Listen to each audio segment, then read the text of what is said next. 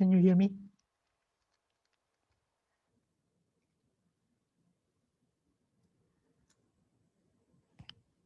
Okay.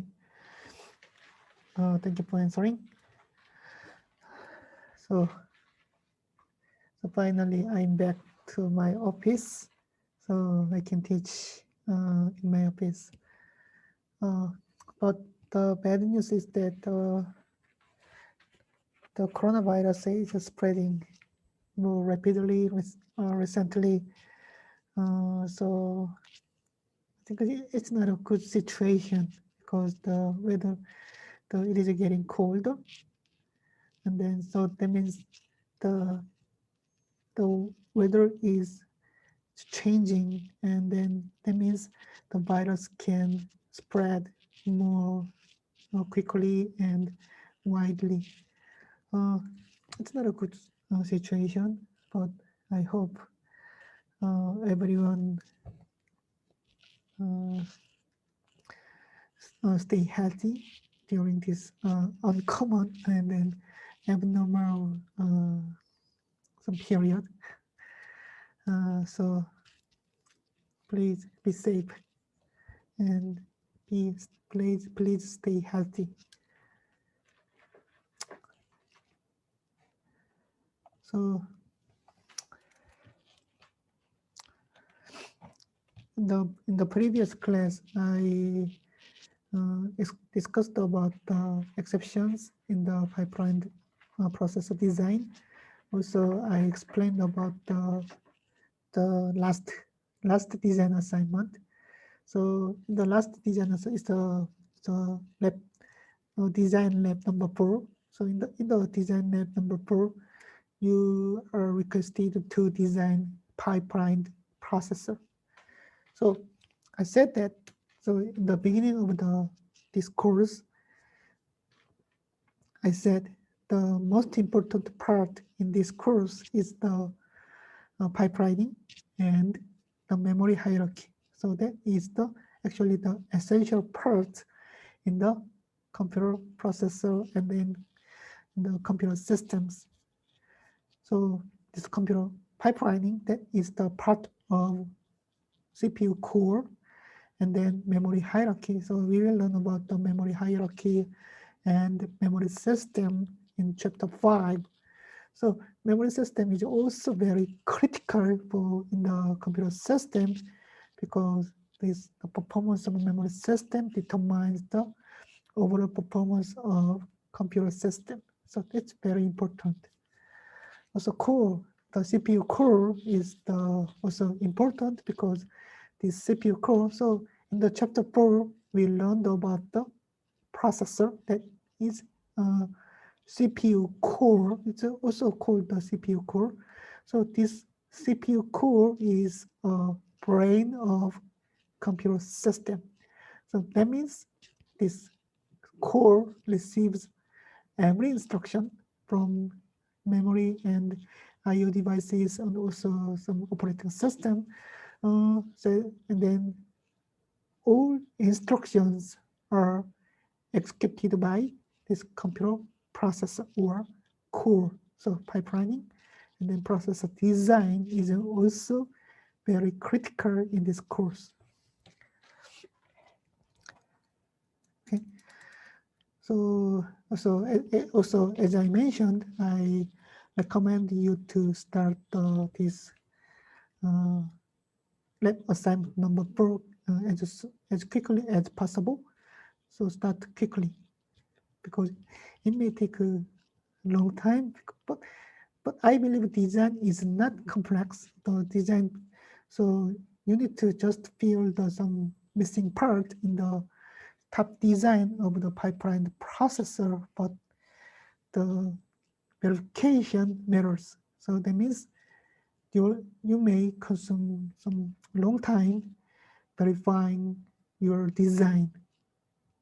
So in the pipeline processor architecture, you need to match the timing of the control signals, also the timing of the instruction flows. So that may be confusing, so for some student, I believe some students can easily understand how signals flow and then control signals flow through the pipeline stages, but for some students, it may be confusing. So try to, try to start quickly, for the start early for the this final lab assignment. And then in this time, I will discuss about the architectural simulator in the computer architecture, for computer architecture research and or computer architecture study. And then I will go go into the chapter 5, it's the memory hierarchy of the computer system. Okay, so in this time I will discuss about the RISC-V simulation 2. So this is the computer architecture tools. So actually I show these figures in the start of the course, about this course. So this figure shows the every layer in computer systems. So in the first class of the discourse, I explained that the computer systems, a computer system is composed of many layers, and then in each layer, and then we applied some techniques called abstract. So abstract means that we just focused on the some part which is required to understand, but for the every other layers or other part, we just ignore the detailed content or detailed architecture of the layers. So, for example, if you study on the computer architecture or some architecture way of computer system, you can focus on this area. So, and then there are some interfaces between some neighbor layers like operating system or microarchitecture. So in this case, you can understand just the interfaces between two layers, such as, so what is the interface between operating system or architecture? So interface means the signals that control the computer hardware or some interrupt signals from operating system. That is the kind of interfaces between operating system and computer architecture. So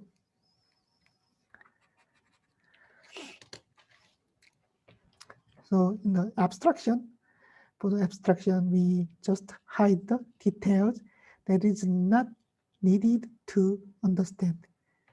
So that is just a black box. So, and then we just try to understand some communications or protocols interfaced between layers.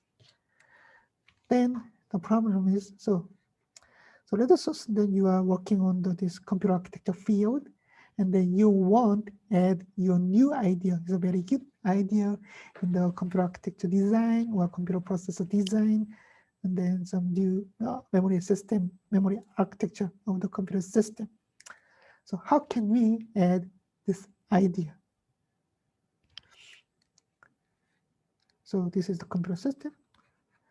So it's a monitor, and then some desktop, and then in the desktop you can find the CPU, and then you can also find the storage like SSD or main memory in the desktop. Then how can we add our own idea in this computer system? Actually, for hardware. So for the software, we can just modify our code or our program code to add our idea. Then we can compile our code and then this to execute our application in the computer system. And then if the compiled code works correctly, then we can verify our idea is working. That's it. But for the hardware, it's not easy because it's not software. So actually in the first class of this course, I explained that computer CPU is composed of billions of transistors. So this is very complex hardware. And then if we want to add some new ideas in this complex hardware world, then it's nearly impossible. So how can we add our idea? So I mentioned that for software, we can modify software. Right? We cannot modify hardware easily, but for the software, you can modify software easily. Actually, it's not easy, but we can modify software. That's possible. So I'm saying that if the behavior of a computer processor is implemented in software, then we can add our ideas under this software. That's possible because it's software, not real hardware. But this software emulates the real behavior of hardware. So for example, in the pipeline, the 5-stage pipeline the processor, so we can, so it is possible. So you can make a software that emulate means that just copy한다고. So you can write the code that emulate the behavior of each stage of pipeline process. Right? It's not difficult. it may not be easy, but it's not difficult. So if we make some software that emulate this behavior of 5-stage pipeline, and then if we modify this software, then we can add our ideas. So this software is called the simulator. So simulation means that is not real hardware, but that is not real operation, but this simulation is just emulate the real behavior of a system or hardware. That is the simulator. So actually this figure shows some real hardware that is used for my research. So actually this hardware is used for storage device development like SSD. So actually I will you know that the real SSD, the NVMe SSD, the size of this NVMe SSD is very small. But if you see this board, actually this is the main board of the computer system.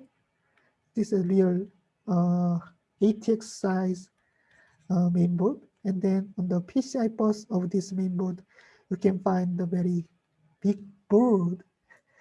But this big board is used for developing some new ideas for storage devices like SSD.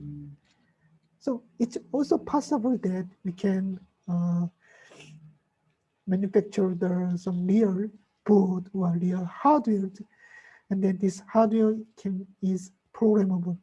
If we use the FPGA, FPGA means FPGA. So FPGA means field programmable gate array. So if we use the FPGA, then you can program also hardware, but this performance of this programmed hardware is very lower than some real ASIC or real hardware chip. But anyway, we can program the hardware with the FPGA. It may be possible, but it's also very difficult. So compared to the very small size of NVMe SSD, we can find very large board, and then this large board include the very large FPGA or some high performance core to emulate the behavior of SSD. So then it's also possible that we can use the real hardware or real board to add our own good ideas on the computer system, but it's not always possible. So in this case, we use the simulator, and then this simulator is the software. Okay. So actually, for the computer architecture research, some simulators can be used for computer architecture research. So and then this type of simulator is called the architecture simulator. And then this architecture simulator emulate the operation of computer processors or memory system. So that is software. Okay.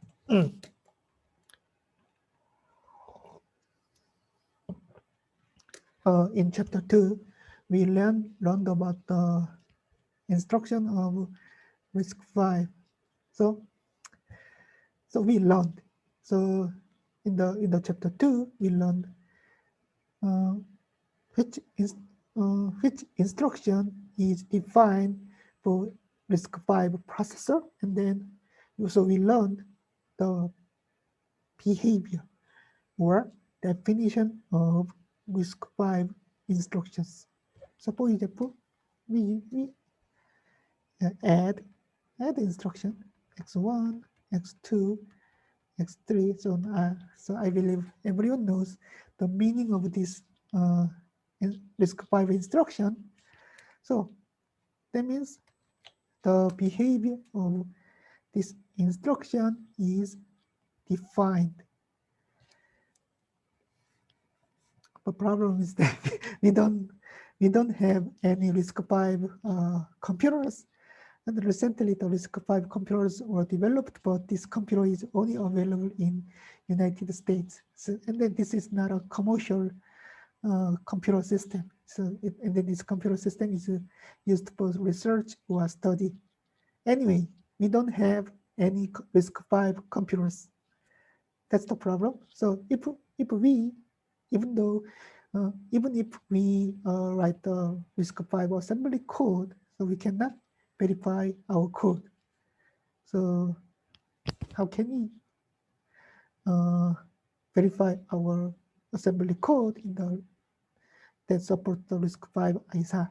So in order to support this some assembly execution or assembly simulation, some researchers make RISC-V assembly simulators. So if we use this simulator, then we can execute our RISC-V assembly code in this simulator, and then also we can see some content of the register file or content of the memory using these simulators. So I already explained this slide. So solution. So problem is that we don't have RISC-V computers yet.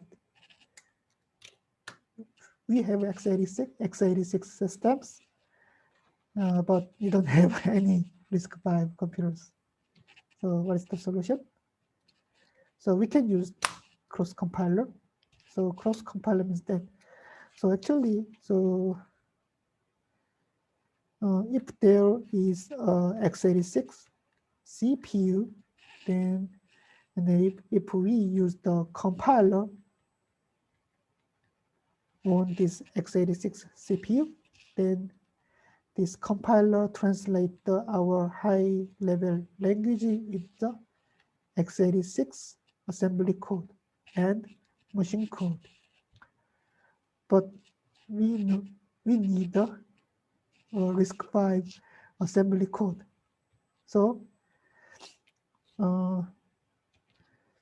even though this compiler runs on the x86 CPU, then some compilers like RISC-V cross compiler can translate the high-level language into the RISC-V assembly code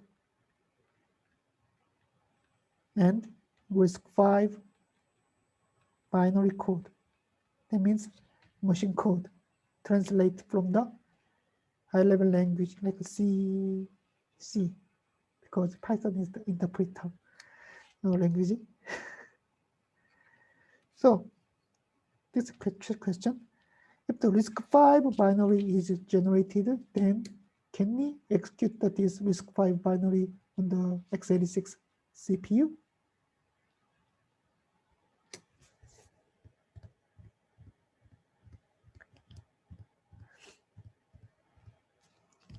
대답을 해보죠.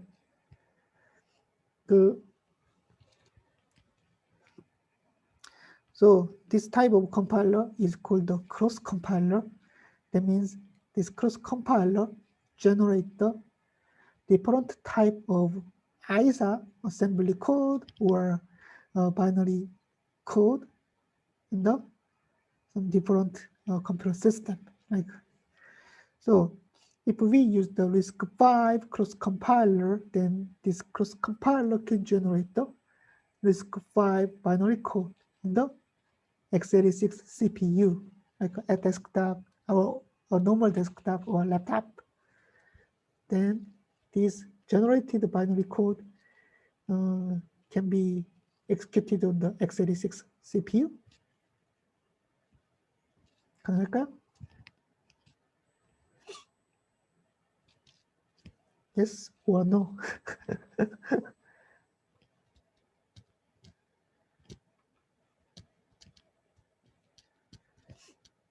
네, 대답이 없네요. The answer is no, because I said this is RISC-V binary code.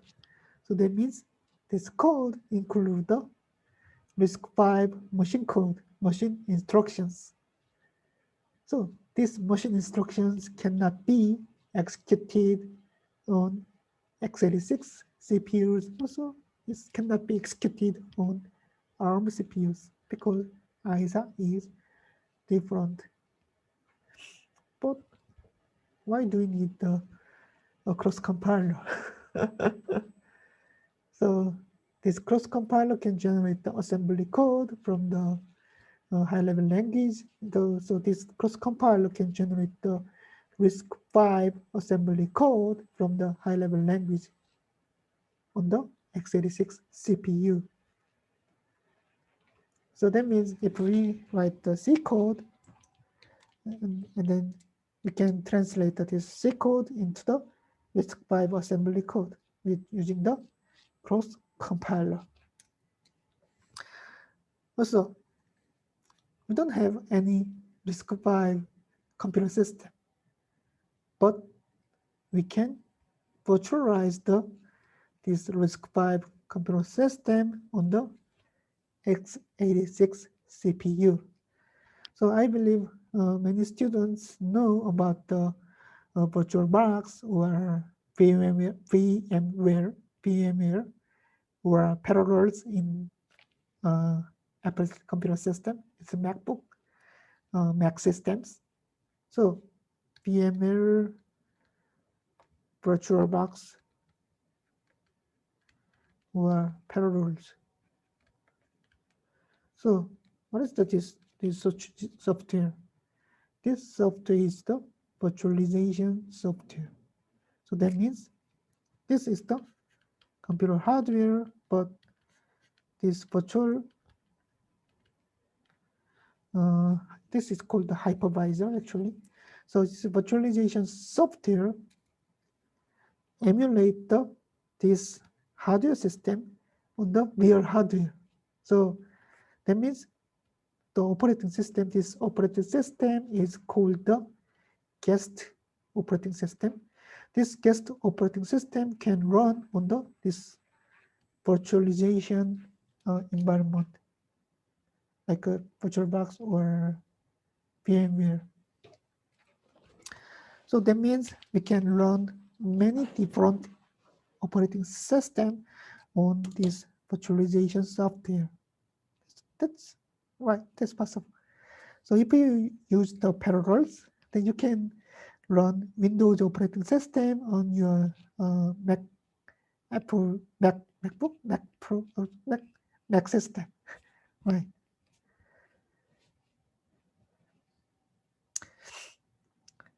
But the most commonly used virtualization tool just support the same ISA virtualization. So that means, for example, the VirtualBox runs on the x86 computer system can just run the x86 operating systems, not different kind of operating system that runs on the different kind of ISA, instruction set architecture. So that means if the operating system is compiled in ARM ISA, then this operating system can run on the VirtualBox or VMware that, that runs on the x86 CPU. But we can use other virtualization tool called the QEMU. So this QEMU is the actually open source software. So if we use the QEMU, then we can learn different the operating system that support the different ISA. So also this QEMU also support the RISC-V ISA. So if we use the QEMU, then we can learn the RISC-V code or RISC-V operating system on these QEMU applications. Also, there are many RISC-V assembly simulators, and then I said this RISC-V ISA is the open source ISA. That means it's free to use this RISC-V instruction set architecture. So the academia communities or some even the industry communities developed its own RISC-V simulation tools, and then they also publicized their simulator or some RISC-V tools in public with the open source software. So this is the RISC-V assembly simulators like Jupyter, LARS, LVA, RISC-V. You can use the RISC-V QEMU, and then you can also use this web-based RISC-V assembly simulators.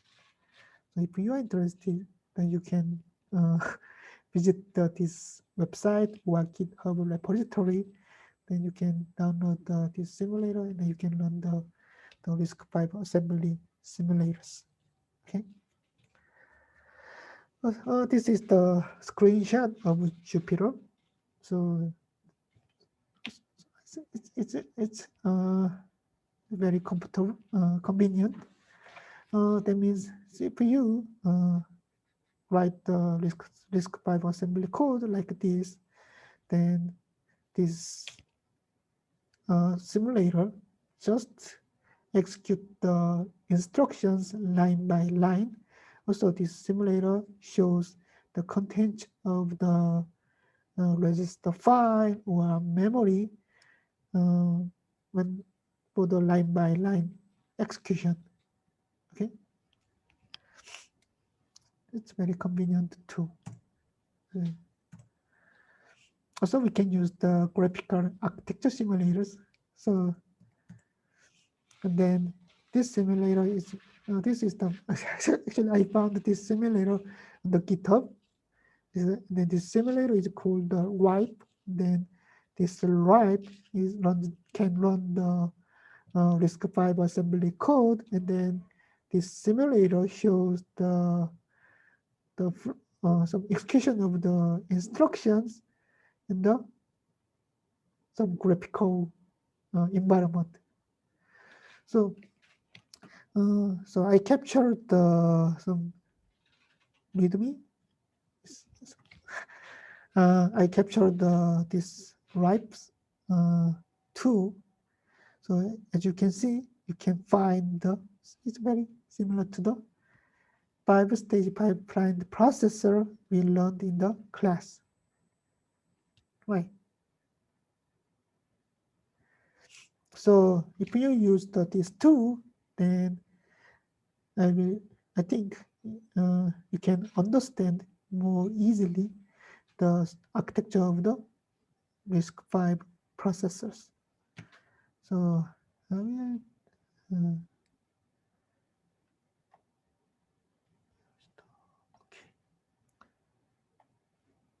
okay. So I also installed. It's just so you can just unzip the downloaded RIPE software simulator on your x86 computer systems. And then also I installed this RIPES. I believe this RIPE is shared. So if you use this tool, then you can see some graphical what's that graphical structure or some then connected wires in the single cycle processor or 5-stage pipeline processor. But you need to know that this structure of the processor is different from what we learned in this course. So actually, I taught about this process architecture based on our textbook, like computer organization design textbook. But the architecture of this RIPE simulator is a little bit different from what we learned in this course, but it's very similar. So if you click this icon, then you can change the configuration of the processors. Then I believe you can find that this is the single cycle processor, and then 5-stage processor, and 5-stage processor without hazard detection, and then 5-stage processor without boarding or hazard detection. So you can configure the process architecture differently using this tool. So I'm showing this single cycle RISC-V processor, but I believe it's very similar to our single cycle processor, right? The different thing is the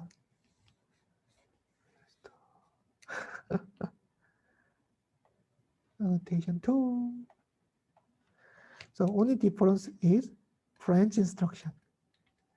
So in our textbook, the branch instruction is reserved by this ALU using the subtraction operation. But this simulator show that the branch instruction is independently handled by this branch instruction logic. So also the advantage of this simulator tool is that you can also write the RISC-V assembly code, and then this tool translate your assembly code into the machine code or the binary code. So load example assembly like a fractional function. So this is some example code, factorial code. So you can find the RISC-V assembly code in the left side window, and then this right side window shows the translated machine code. So if you use this binary. If you select the binary code, then you can find the translated binary data, binary code here. Then if you push this progress icon, then you can find the instruction is how the instruction is executed in the processor. So, and then also this is shown in this single cycle processors. So so also you can check select the 5-stage processor design. Okay, this 5-stage processor design. And then also another different thing of this simulator is that this simulator support the RV32IM. So and actually in the textbook we learned about the RV64I. So that is the also some different. So if we select the 5-stage pipeline processor, then you can see the 5-stage pipeline processor design here. Also, the different thing is the branch instruction is here. So actually, in the textbook, the branch instruction is reserved after this register 5, but in this simulator, the branch instruction is reserved in EX stage. That is the different thing in this simulator. So this is the assembly. So can you see that this here? So if we push this progress icon, then you can find that. So instructions are located in this instruction. So this is the PC program counter. So instruction is in the IF stage, and then this instruction in the ID stage here. So here. So we can easily see how instruction flows these pipeline stages using this simulator. It's very amazing. It's an amazing tool. So you can see this flush. So why this flush happen in this pipeline structure, pipeline architecture? So you can find the instructions. Oh, you can find the instructions here. So why flush happens in this processor?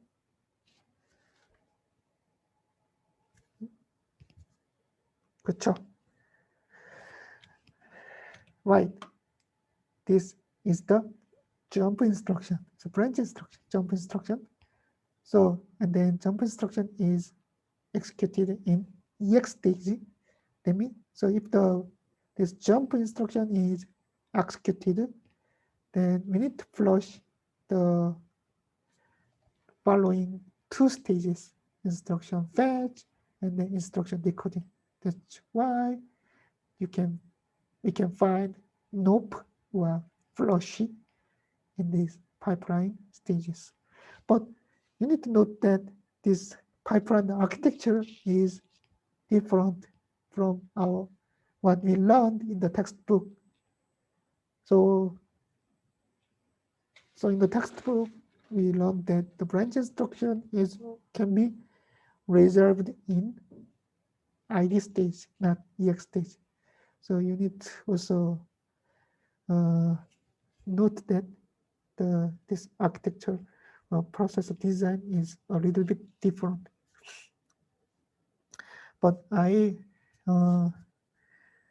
believe that if you use this tool, this RIPE tool, then I believe you can understand the pipeline architecture or pipeline design more easily, because this simulator shows the pipeline design and instruction flows graphically. Okay, So this is very good too. I like this too very much.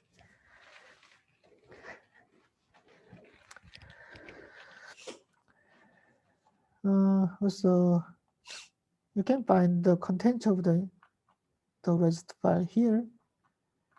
So you can find the content of the memory with these icons.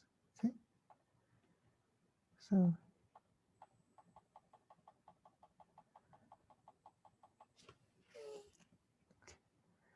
do you have any questions about the computer architecture simulator? So that is a software.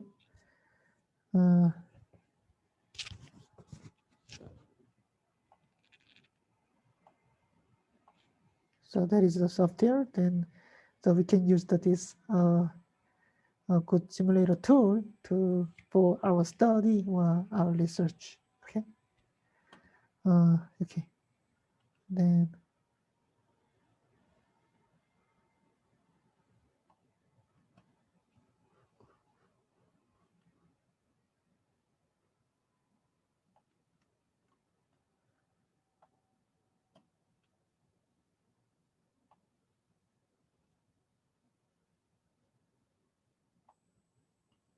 Then let's take the pub keys.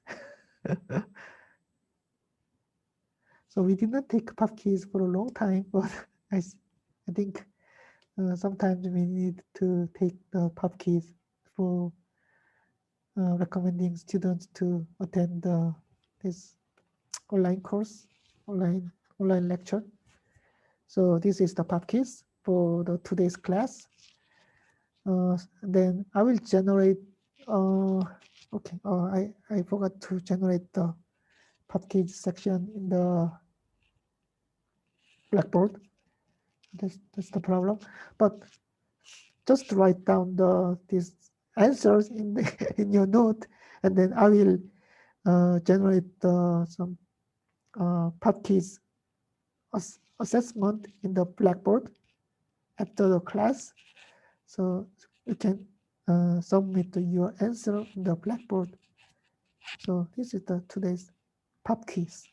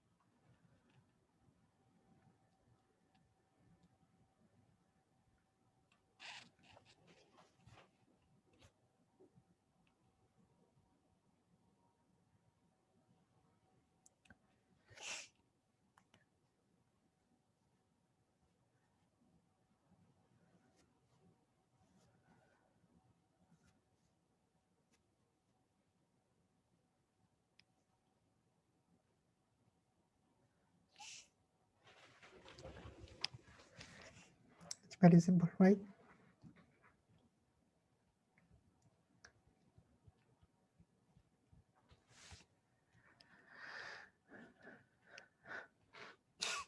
Okay, I think it's enough.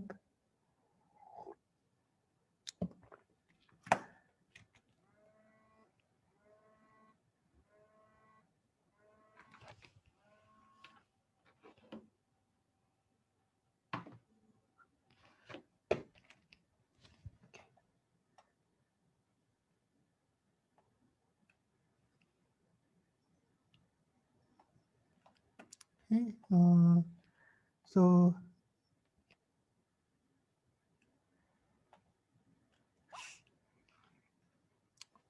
so now we complete the pipelining of the processor, and then now, so we will learn about the memory system or memory hierarchy of a computer system. So this is the chapter 5 of the textbook.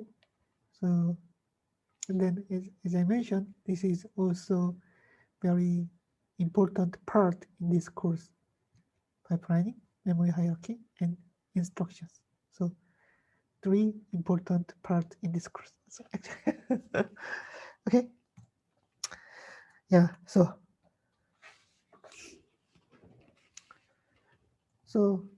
what is the memory? Memory in the computer system. So why do we need memory system in the computer system?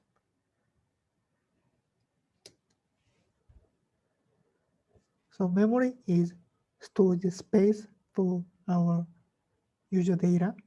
So we store our some programming data. Actually, all kinds of data, instructions, program code, like operating system code, was some data, text data, was temporary data. So all kinds of data is stored in the memory. So computer is just a calculator. Actually, the computer is some machine that execute the instructions that use the data in the memory. Okay, so that means if so, in order to execute some instructions in the core or processor, then this data stored in the memory should be transferred or fetched to the computer core, right?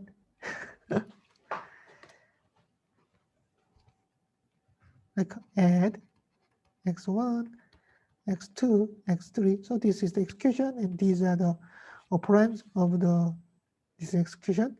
So we know that this add instruction need data from the register file, and then register file is also it's a kind of memory devices, because the register file also stores the data.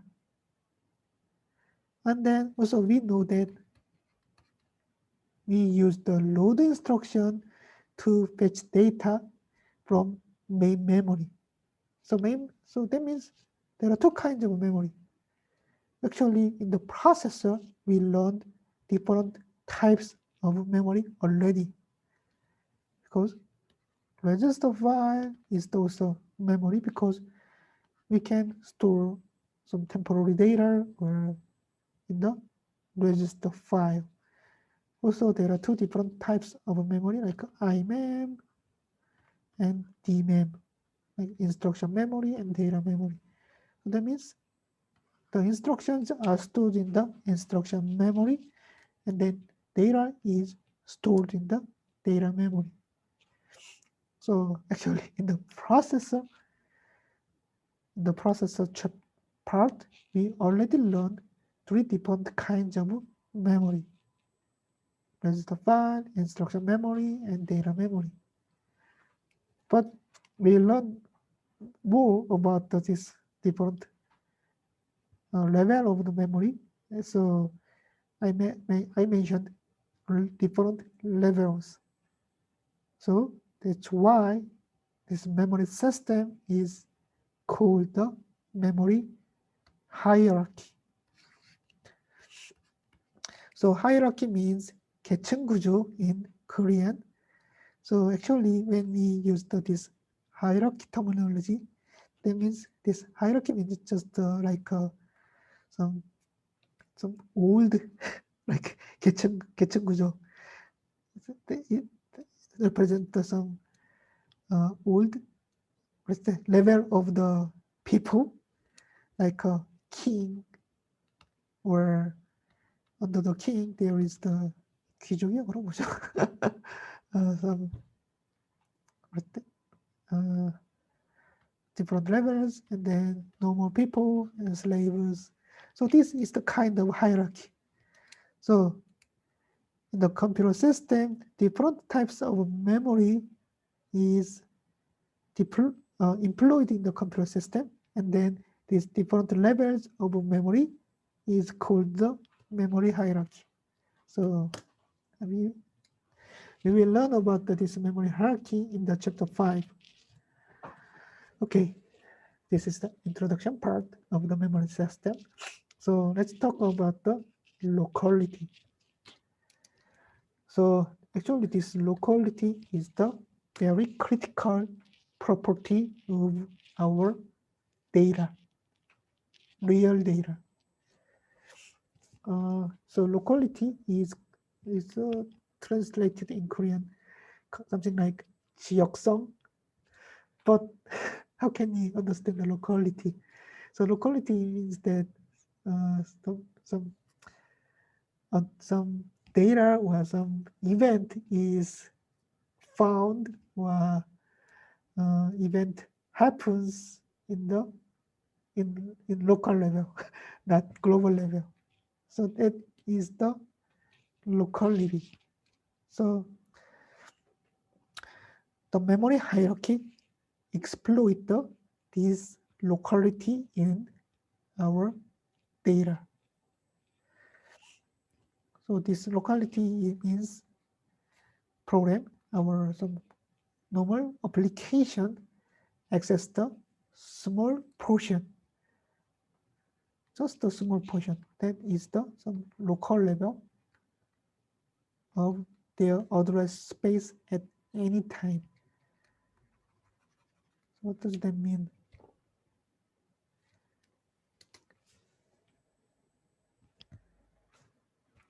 So this is the program, this application.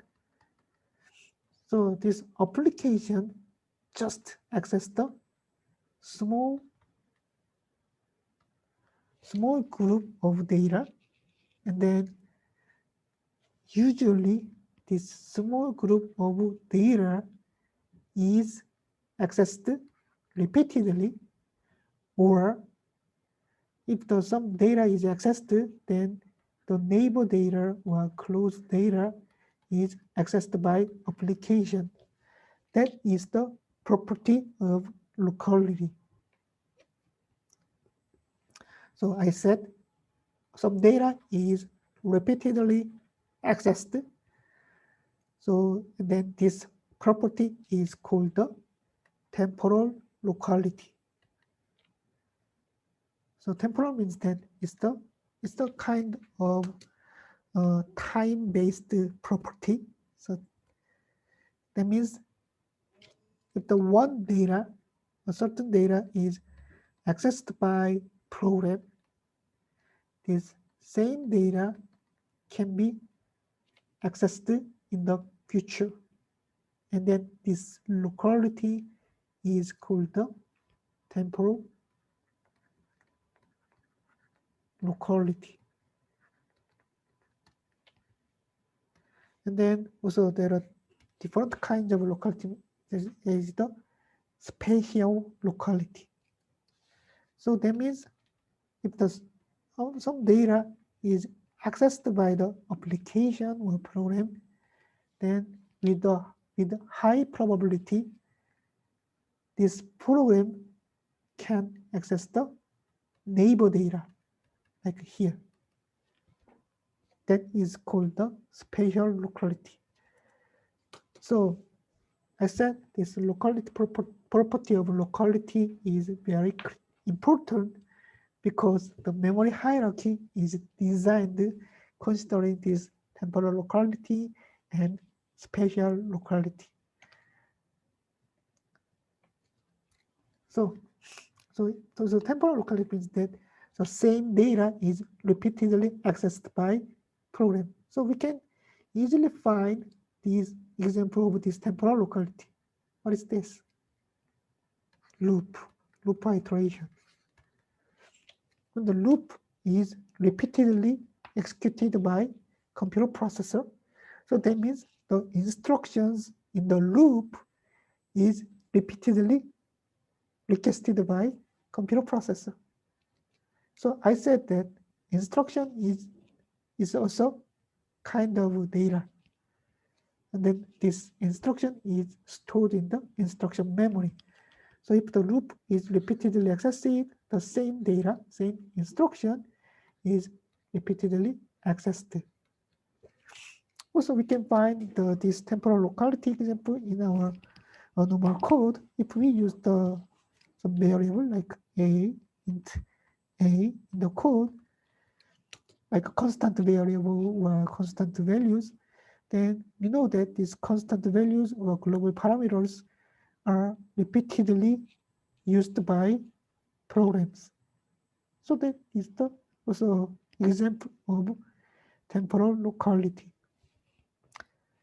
So you need to remember this definition of the temporal locality. It's very important. So data is repeatedly reused or accessed. Then spatial locality. Spatial locality means that if a certain data is accessed by a program, then this same program will or can access the closed data. And then what is the example of this spatial locality? Array. Right. If the A0 is accessed by a certain program, and then this program will access the A1 or A2 with high probability. That's true. So also we learned that in the array data is accessed by base address plus offset for this array. So that means the neighbor array element is located in some closed area of the compute memory system. It's a memory. So that is the spatial locality. So this is very frequently observed in our program. That's true, right? Also, I will explain more about this locality and then some real world example in the cache memory, cache part of the memory hierarchy, okay? But you need to know the definition of temporal locality and then spatial locality, right? Okay. So I said the memory hierarchy is designed in order to exploit this locality in data. So, and especially the cache memory exploit the data locality in our program. So how can you use this locality? So actually we store our all data in the storage devices like hard disk drive or SSD. So this storage device is the non-volatile memory. So non-volatile memory means that the data stored in this memory is kept even though power is turned off on the computer system. That's why this memory is called the non-volatile memory. Now how about the DRAM? The data stored in the DRAM is erased and flushed away if the power is turned off in the computer system. So this memory is called the volatile memory. So then our data is, so because of this property, our data is stored in the storage devices. So the storage device is cheaper than our main memory. So that means the density of storage device is denser than the density of main memory. So how can we access the data in the storage, and then how can we access how the processor access the data in the main memory? So when we put up the computer system, then the operating system or firmware first transfer the data stored in the storage device into the main memory. And then the computer core also fetch the data from this main memory and then execute the instruction. So what does that mean? Actually, we know that the size of the storage is very large. Recently, most of the storage we use like 1 terabyte of storage devices, but for the main memory, so the common main memory size is like 4 gigabyte or 8 gigabyte. So compared to this 1 terabyte of storage device, the size of main memory is very small. But we don't need, when the program is executed or launched on the computer system, this program usually do not require all data in the storage, right? The storage device store the very large size of data in the 1 terabyte of space. But usually the program just access the gigabyte, if there's some very big, large program. So like gigabyte or some kilobyte of data from the storage. So that means just a small part of data is accessed from the storage, and then it's just stored in the RAM, is the main memory. And then computer processor access the data in the RAM and then execute the instruction. So that is kind of a memory hierarchy. Even though the computer system has the very large memory space, but this large memory space is slow. Also, normally the computer program just access the small part of data stored in this large storage devices. So computer program just access the small part of data and then transport this small part of data in the main memory. The speed, the performance of this main memory is higher than the performance of storage. We already know that. Storage device is very slow, but main memory is fast. And then the data in this main memory is repeatedly accessed by this computer processor. So that means it's a locality. So temporal locality or spatial locality is exploited by this memory hierarchy. Okay.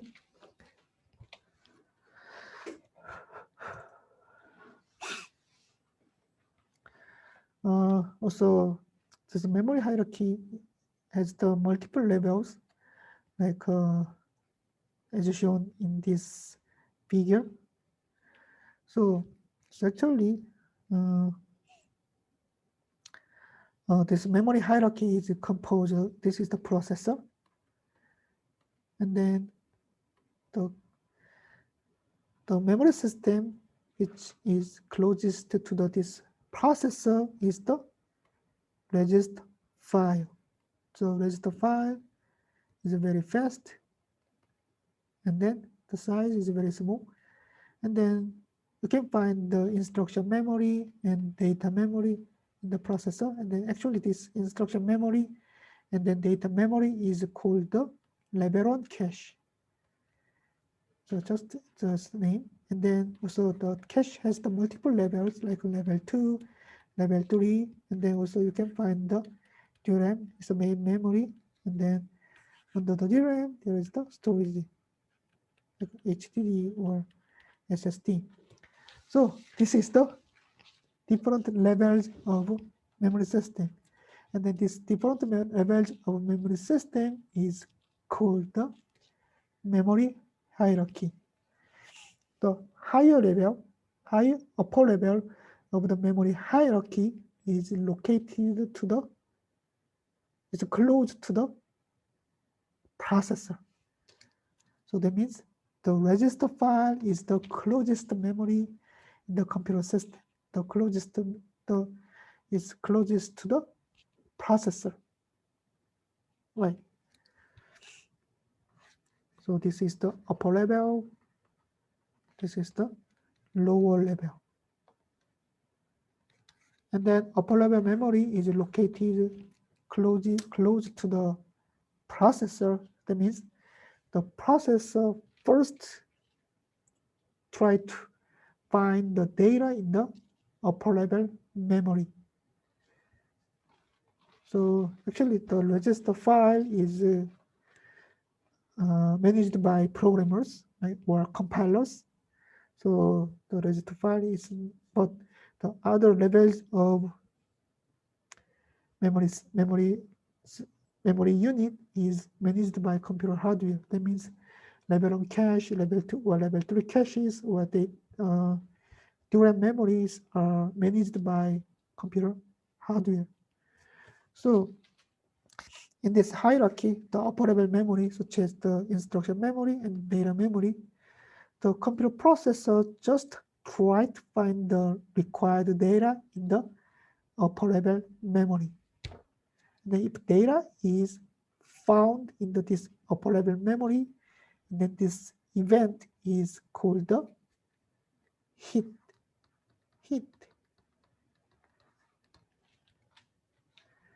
So hit means the computer processor tries to find the data in this upper level memory. But if data is found in this upper level memory, that is the hit. If data is not found in this upper level memory, then this event is called the miss. So cache hit or cache miss is will be frequently used in this chapter 5. Okay.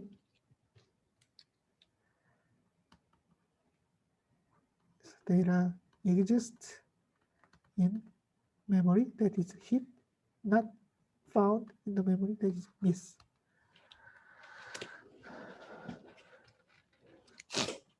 So in the memory hierarchy, if the data is not found in the upper level memory, for example, level 1 cache, then this data is searched in the low level memory.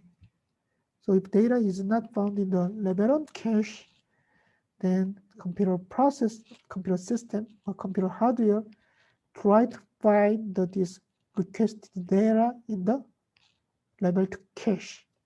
So computer hardware access this level 2 cache and then request data from the level 2 cache. So it's the same. If data is found in the level 2 cache, that is the hit. That event is called the hit. So that means this hit is called the level 2 cache hit. If data is not found, it's the miss. Then also the request is sent to the level 3 cache. So this process is repeated until the data is found in the storage. If data is not found in the data main memory, then the data is requested to the storage devices. So that is also, so that's how the memory hierarchy works in the computer system. Okay. Then let's talk about the memory technology. Oh, it's just we have just 5 minutes. So why doing what I put?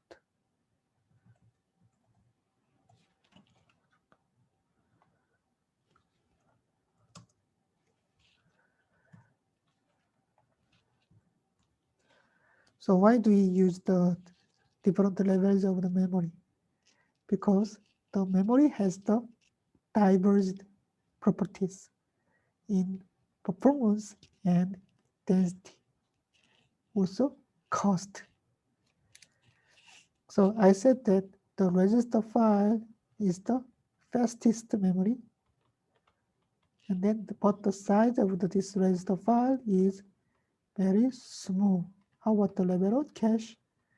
Level 1 cache is also fast, and the size is small. Level 2 cache, the lower level memory, lower level cache is so like a medium speed, but the size also is a medium.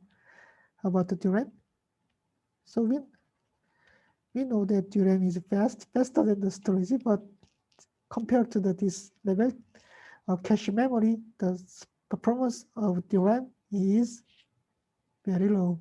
So that means the latency from DRAM is high, the speed is low. So DRAM is slow, but size is large. How about HDD, hard disk drive? It's very much slow, and then it's very large. So we can find some what is it? Trend. We can find trend in this memory hierarchy. Upper level memory normally fast and small. Lower level memory is slow and large. How about the cost? Fast. That means the cost is high. That means it's expensive. But the low level memory, the performance is low. That means it's cheap. The cost is low. So different levels of memory have divergent properties or divergent characteristics in performance, density, size, and cost. Density is related to the size. So that means our memory is not ideal. If the memory is ideal, that means the memory is fast and the memory density is very high, the size is very large. But we don't have this ideal memory. This is the real world. So real world does not have any ideal devices. That's why we work hard to for some research area to develop the better computer system, better architecture in the memory system. So, okay, so this is the some trend of the memory hierarchy. So you need to also remember this trend of memory property of a memory system in the different levels of memory hierarchy. And this slide just to summarize some representative memory devices like latency. This is the latency, data access latency, and then this is the cost. So if as I said, if the memory is the performance is good, the cost is very high. The performance is low, the cost is also low.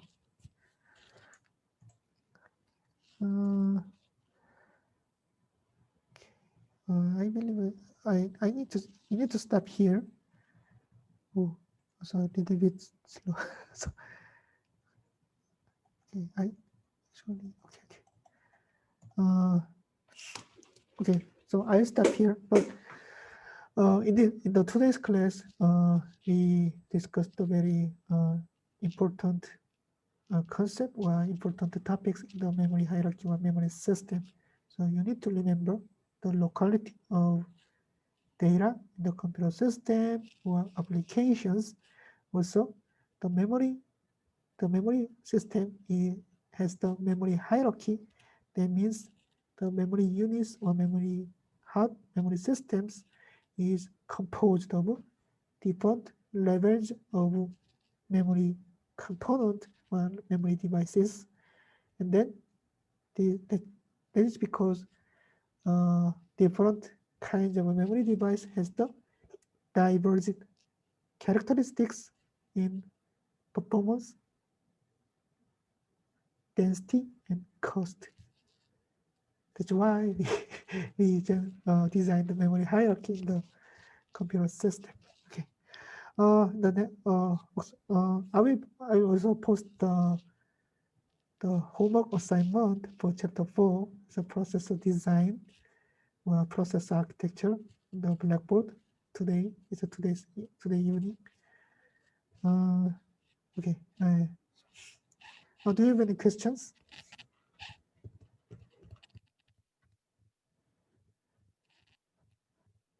댄스하다는 거는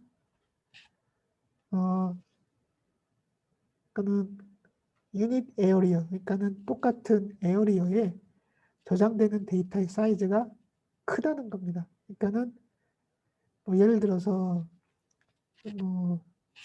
원 제곱 센티미터 에어리어, 그건 너무 큰데 원 제곱 밀리미터 에어리어에 더 뭐 저장되는 데이터 양이 더 크다라는 거죠. 덴스하다는 거. 그러니까 똑같은 넓이에 저장할 수 있는 데이터의 그 양이 메모리마다 달라요. 뭐 여기서 이제 SRAM 같은 경우에는 더 적게 저장이 되고요.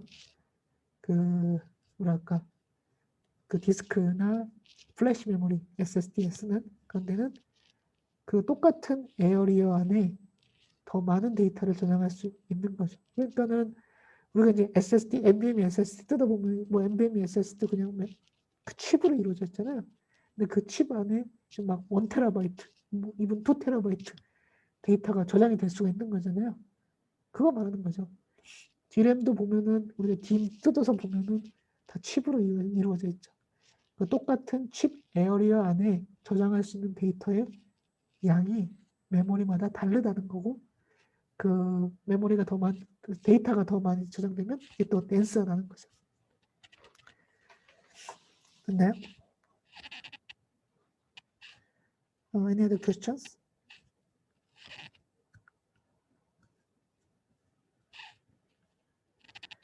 Okay, thank you for listening, and then see you in the next class.